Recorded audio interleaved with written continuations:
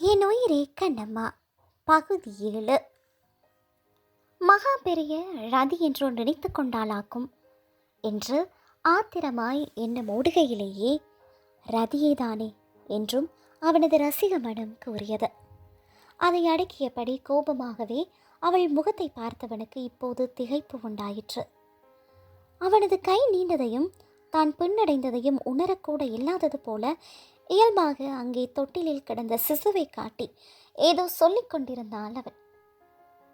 அப்படியானால் அவனை அயோக்கியன் என்று முடிவு கட்டி அவள் பின் நகரவில்லை. ஒரு ஆணின் கரம் நெருங்கியதும் அனிச்சை செயலாக அவளது உடல் பின்னடைந்திருக்கிறது. சைக்கிளின் ஹேண்டில் பாரை பிடித்தபோது அவன் சினம் கொண்டதையும் நினைவு கூர்ந்தாள். ஏனோ மனம் லேசாகிவிட அவளது பேச்சை கவனித்தான் அவன். 2 மாத குழந்தையாக ஆசிரமப்படியில் கிடந்த இந்த பிரீத்திதான் கடைசியாக இங்கு வந்து சேர்ந்த மனித பிறவி. இப்படி வாருங்கள், மற்றவர்களையும் பார்க்கலாம் என்று திரும்பி பின்புறமாக அவனை அழைத்துச் சென்றாள் பாரதி. வீட்டின் பின்புறமாக பல சிறுவர்கள் பந்து விளையாடி கொண்டிருந்தனர். கொஞ்சம் பெரியவர்கள் நெட்பால் ஒரு பக்கம் ஆடினார்கள். இவர்களை முக்கியமாக பாரதியை கண்டதும் அக்கா கேட்ச் என்று பந்தை வீசினான் ஒரு சிறுவன்.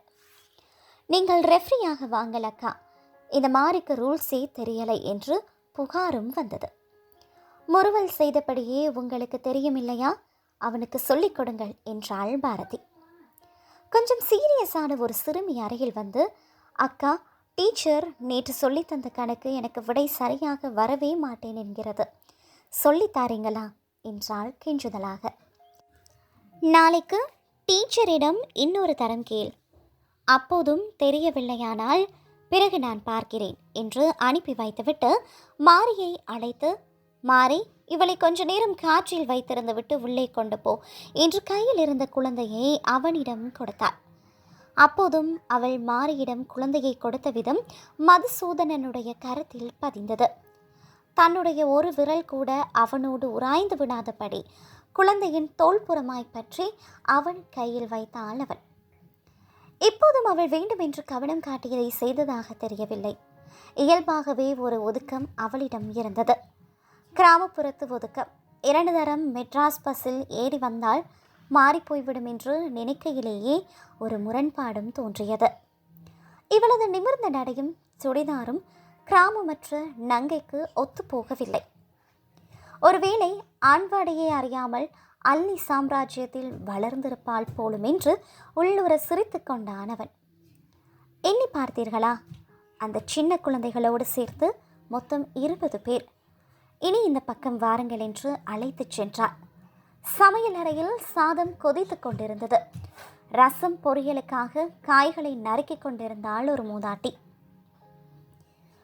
பாரதியை கண்டதும், காய்கறி கணக்கு உன் மேசை மேலே வைத்திருக்கிறேன் அம்மா என்றார்.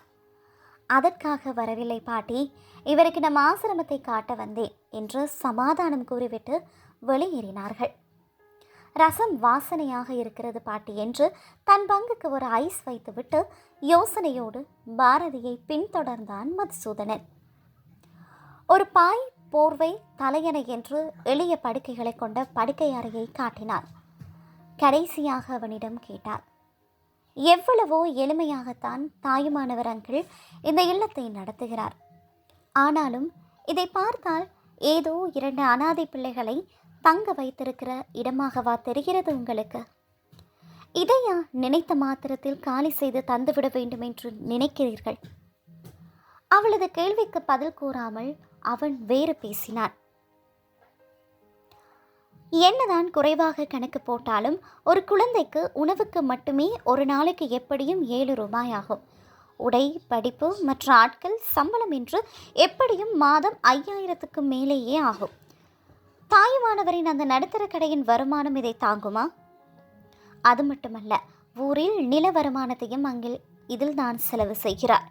கொஞ்சம் கௌரவமான பிச்சை வேறு. என்ன கஷ்டப்பட்டாலும் இந்த இல்லத்தை விடாமல் நன்றாக நடத்திவிட வேண்டும் என்ற ஒரே ஒரு லட்சியம்தான் அவருக்கு. இதற்காகவே உயிர் வாழ்கிறார் என்று கூட சொல்லலாம். இது கலைந்து போனால் அவரது மனமும் ஒடிந்து போகும்.